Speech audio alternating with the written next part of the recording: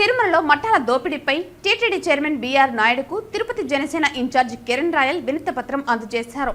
భక్తుల నుంచి ₹1,00,000 దోపిడీ చేస్తున్నారని, సామాన్య భక్తులు తిరుమలలో పెళ్లిళ్లు చేసుకునే పరిస్థితి లేదని తెలిపారు.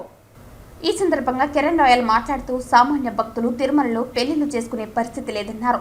ఇప్పటికే CM Chandrababu, deputy CM Pawan Kalyan కు వినతి పత్రం అందజేశారని, కొందరు స్వామీజీలు అక్రమ కట్టడాలు కూడా పరిశీలించారని అన్నారు.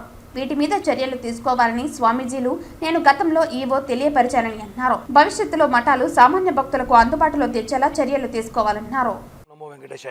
ఈ రోజు కూటమి ప్రభుత్వం అధికారంలో వచ్చిన తర్వాత తిరుమల తిరుపతి దేవస్థాన పాలక మండలి మొట్టమొదటి సమావేశం జరగబోతోంది.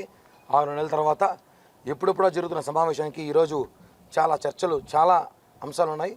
అందులో భాగంగా ముఖ్యంగా ప్రభుత్వం వచ్చిన వెంటనే ఏదైతే తిరుమల ప్రక్షాళన చేయాలని పవన్ కళ్యాణ్ గారు అనుకున్నారో అందులో భాగంగా చంద్రబాబు గారితో కూడా మాట్లాడినాం.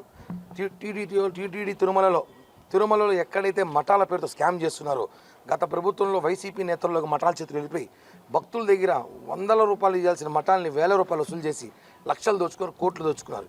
ఈ విషయాన్ని గతంలో మేము చాలా పెద్ద ఎత్తున పోరాటం చేసిన తర్వాత కొంచెం తగ్గినట్టు నటించారు, కానీ ఎక్కడ కూడా తగ్గలేదు. ఇప్పటికి కూడా వైసీపీ నేతల చేతుల్లో పూర్తిగా మఠాలు వెళ్ళిపోయినాయి.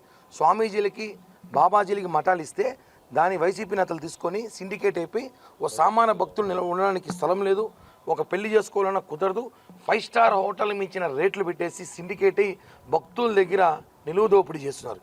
ఈ విషయాలన్నీ కూడా ఈరోజు నూతన టీటీడీ చైర్మన్ గారి దృష్టికి తీసుకెళ్లాను. ఆయన సానుకూలంగా స్పందించారు. ఖచ్చితంగా బోర్డులో ఈ అంశం ఎత్తాము.